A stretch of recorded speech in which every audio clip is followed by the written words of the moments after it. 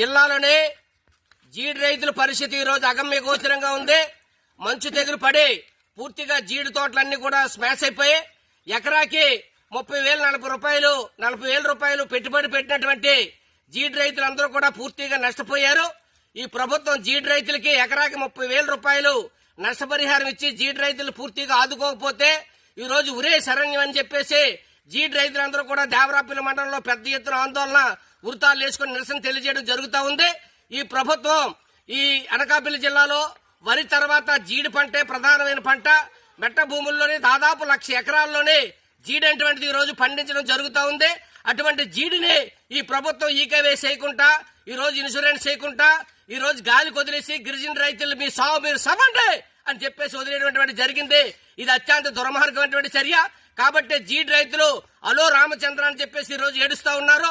ఈ రోజు నక్కపల్లి చంద్రబాబు నాయుడు గారు సిఎల్ ఈ రోజు RSL nipple metal steel plant ఈ రోజు ప్రారంభోత్సవానికి వస్తా ఉన్నారు. నిప్పులు ఏదైతే ఆర్ఎస్ఎల్ మెటల్ స్టీల్ ప్లాంట్ ఉందో ఈ రోజు మెటల్ స్టీల్ ప్లాంట్ కి ఉత్సాహం చూపిస్తా ఉన్నారు.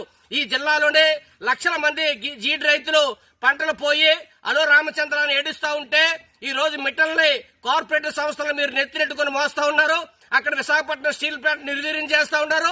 ఇక్కడ ప్రైవేట్ స్టీల్ ప్లాంట్ కోసం మీరు తహతహలాడి మీ ఉద్యోగాలు ఉపాధాలు కల్పిస్తామని చెప్పేసి అక్కడ నిర్వాసితుల్ని కనీస సౌకర్యాలు కల్పించుకుంటా భూములు లాక్కొని బలవంతంగా వాళ్ళకేమో ఆ విధంగా మీరు చేయడం జరుగుతూ ఉంది. మేము స్టీల్ ప్లాంట్లకు వ్యతిరేకం కాదు, మీ భూమి పూజకు వ్యతిరేకం కాదు.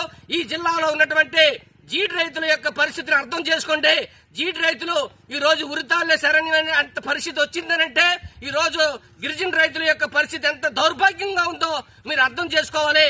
కాబట్టి కూటమి ప్రభుత్వం జీడి రైతుల మీద దృష్టి పెట్టి ప్రతి జీడి రైతుకి ఎకరాకి అంచనా కట్టి 30,000 40,000 రూపాయలు నష్టపరిహారం చెల్లించి జీడి రైతులు ఆదుకోవాలి. అక్కడక్కడ 1-2 పిక్కలు పండితే ఆ పిక్కలు కూడా ఈ రోజు అమ్ముకోవడానికి వీలు లేకుండా పోతుంది. దళారీలు ఈ రోజు అతి తక్కువ ధర కొనుగోలు చేస్తుంటారు. 200 రూపాయలకి 1 రూపాయి కూడా తక్కువ లేకుండా జీడి పిక్కలు ప్రభుత్వమే కొనుగోలు చేయాలి. రైతు భరోసా కేంద్రాల ద్వారా కొనుగోలు చేసి రైతులను ఆ విధంగా ఆదుకోవడం ద్వారానే మీ ప్రభుత్వానికి కూటమి ప్రభుత్వానికి మనుగడ ఉంటుంది. లేకపోతే మీ పతనం తప్పదని చెప్పేసి గిరిజన రైతులు హెచ్చరిస్తా ఉంటారు. దీన్ని అర్థం చేసుకుని ఈ జిల్లాలో ఉన్నటువంటి జీడి రైతులు దాదాపు 6 నెలల పాటు జీడి పంట మీద ఆధారపడి తుప్పలు తీసి ఎరువులేసి పురుగు మందులేసి విత్తనాలేసి అనేక కష్టాలు పడినటువంటి జీడి రైతులకి ప్రభుత్వం ఆదుకోవాలని చెప్పేసి మేము వ్యవసాయ కార్మిక సంఘం గిరిజన సంఘాలుగా ఈ ప్రభుత్వాన్ని డిమాండ్ చేస్తా ఉన్నాం.